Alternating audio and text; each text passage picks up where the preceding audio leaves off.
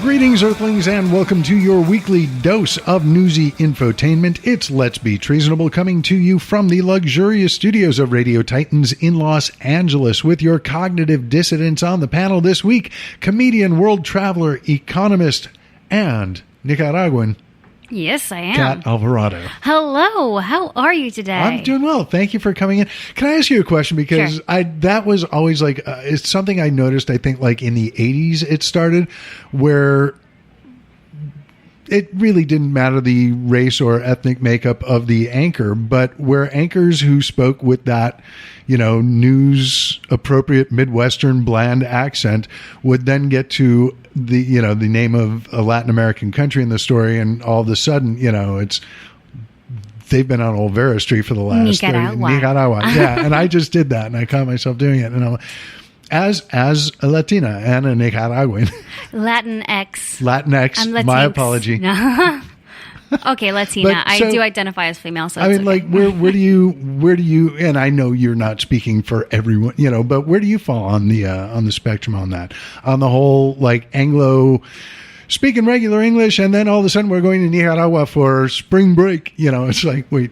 Flipping back and forth doesn't come naturally to me unless I'm like with family. I would have to be with family. But then if I'm speaking Spanish, then I do kind of flip back and forth. So I'm a little bit inside out that way. I guess it's because like my strong one is English, so that's the one that dominates for me. But I also speak Spanish very fluently, and just sometimes I forget words. So yeah, it's like it's like the inverse of the stuff you see on TV sometimes, the stereotype where they're like, "Hey mom, I'm gonna go to the El Parque." Like, so that's me. That makes sense.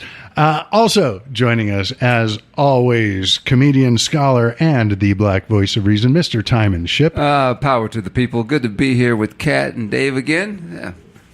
Yeah. Good to see you. Good to have you here. I already know what pisses you off, so. Will Durst is on assignment this week, so we will be back with more bursts from Will on our next episode. But man, oh man, what a crazy week it's been. And we've pointed this out on the show many times before, but I think it bears repeating because, the whole "this is not normal," keep reminding ourselves this is not normal. But it has been another week where you get to Friday and you're looking back at the news cycle for the week and you're like, holy shit, that was just 5 days ago. Monday was when the North Korea said, like, oh my God, that feels like years. And if you're just tuning in, previously on Let's Be Treasonable, previously on America in Shambles, Donald Trump went to the G7 summit last week, or the G6+1 as they've been referring to it, pissed off our allies, and then went to Singapore to basically give a rim job to a murderous dictator. Metaphorically, as far as we know, the translators are the only other two people that were in that room. They aren't talking. And considering the quote-unquote deal that Trump came home with, I don't think it's that far off to speculate that, yeah, maybe. That's a really gross visual, by the way. Like Trump giving Kim Jong-un like behind him. Yeah. Butt cheeks pulled apart. You're the strongest. You're the smartest. Oh God. I'm sorry. Your people love you. God. I'm sorry. Maybe we should put like an advisory on the beginning of the episode. Do not eat during this episode. Yeah, I mean, this is the same guy. When Obama talked about talking to dictators, they roasted his ass. Oh shit! They kicked him. They basically had his balls on display to kick him. And there's a video going around of all the Fox News coverage of Obama just saying, "Yeah, I'm going to talk to our enemies." That's how things get done. And they're all like, "Oh my God!" He's marching us into hell. War is going to start anytime soon. And Sean Hannity, I mean, this is the hypocrisy, and this is why our country is so fucked up.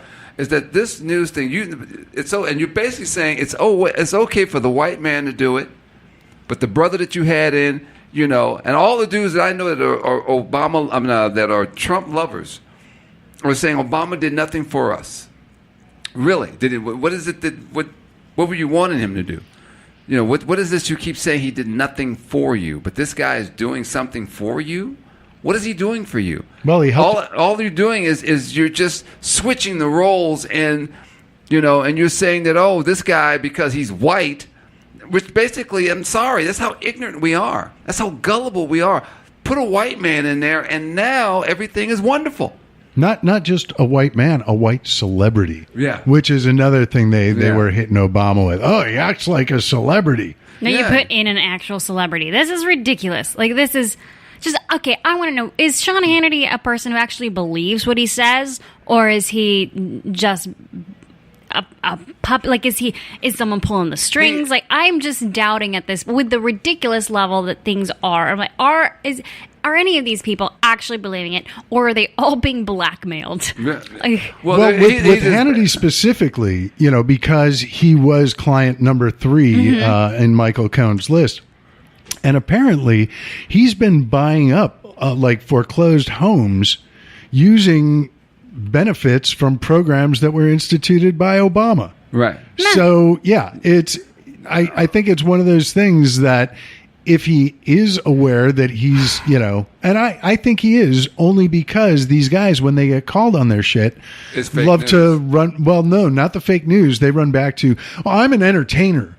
Right. Alex Jones does that. Rush Limbaugh does that. Hannity. It's commentary. It's not hard news. I know people who actually sit and watch Fox News on a regular basis on their computer when they come over to the cigar lounge, and they sit and they watch this stuff. And the guy says, "Well, you guys are really buying this." I said, "Well, I said, didn't they not believe that? Who would have ever thought that J. Edgar Hoover, was sitting at home in women's panties and bras and stuff? And this guy is, he's running our FBI department for years, and he's putting. So I'm not surprised. Like you asked, do these people actually believe, or are they who they are, or whether we didn't know that's what J. Edgar Hoover was doing, but the mob knew.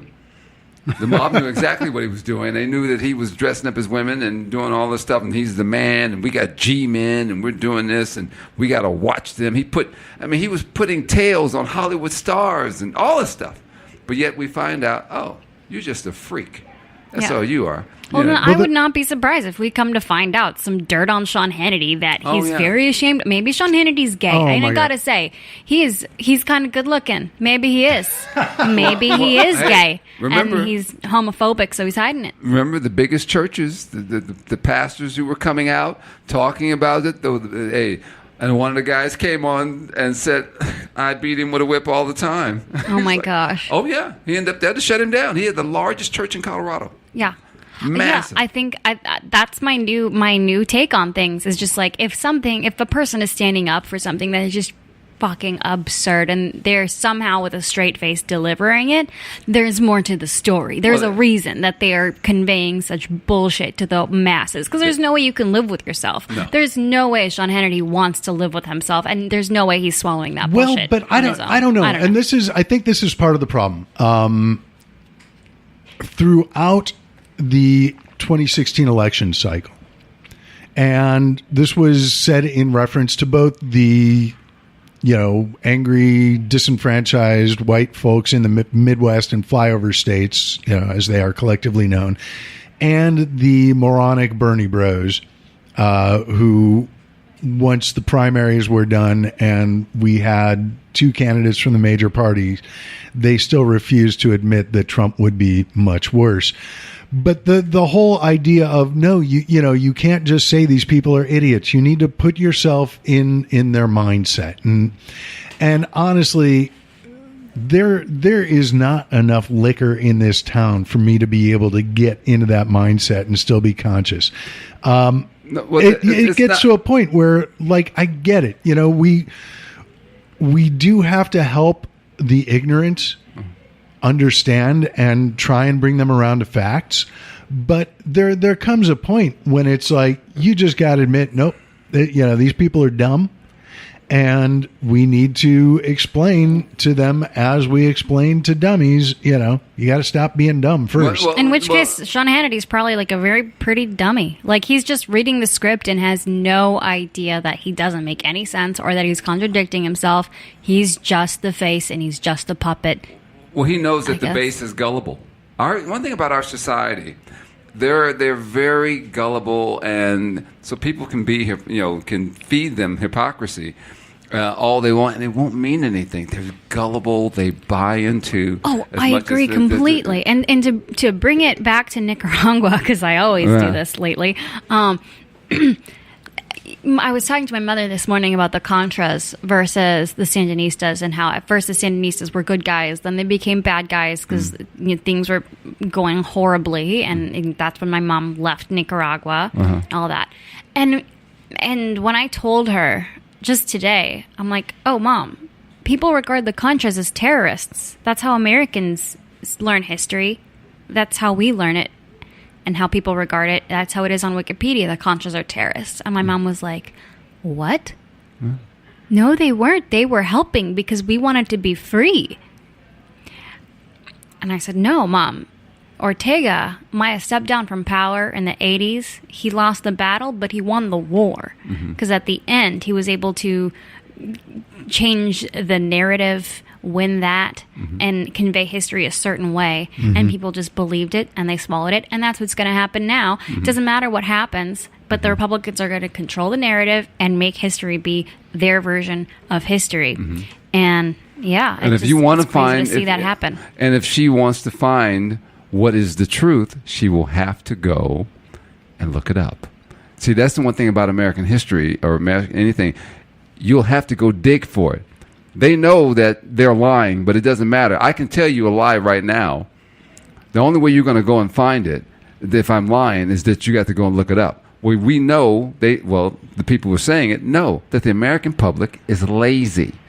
They're very lazy, and they're not going to go. And then that's why Trump can say what he says, and what they do, they said he has contradicted every goddamn thing he said.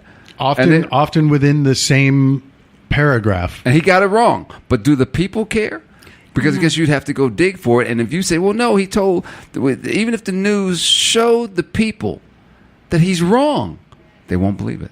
And that's what he wanted. That's part of the problem right now with the low cost of producing content, whether it's online content, YouTube content that's filmed, or even printed books, is you can publish anything that says anything now. Any crazy person can just make a new history book, and it's going to corroborate their version of history, which is very scary. That's how the flat earth folks are making such a big comeback these days. Oh, and the people who deny slavery ever happened? Yeah. Well, Holocaust deniers. There's a guy that comes into my cigar lounge, and I have to tell you, it's pure genius. He took this book. He wrote. His girlfriend said, "What are you doing?" And he's trying to say, "Hey, I'm putting a book together and everything." And she's, and he made this book, and he put on the outside, how to become, 20 things to know how to be a great Democrat, right? To be a great Democrat. And he sealed the book up. And make copies of it. He sold 1 million copies. Oh, wow. When you open it, the pages are empty.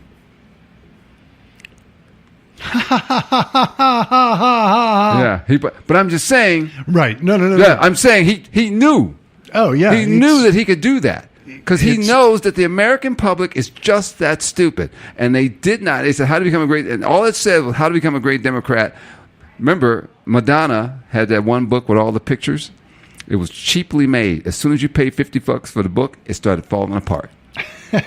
And she sealed it up with plastic. And you go, hey, Madonna, and the only way you can get the book is that you gotta rip that plastic off. I mean, you gotta buy it first. Once you buy it, open it up, pages start falling out, and you're done. Yeah. But back to Trump and Kim Jong-un. Yeah, it's ridiculous, and it's ridiculous that he's praising him too. Like the praises himself, what he said, I want my guys to sit at attention like his guys sit at attention. I just butchered the quote, but it's basically that. Yeah, he did say that, and we're sitting back watching a guy, and I'm sitting there, now wait a minute. You guys just, and what the, people are pissed at Obama right now, right? Because he won't say anything. They're pissed that Obama is quiet through this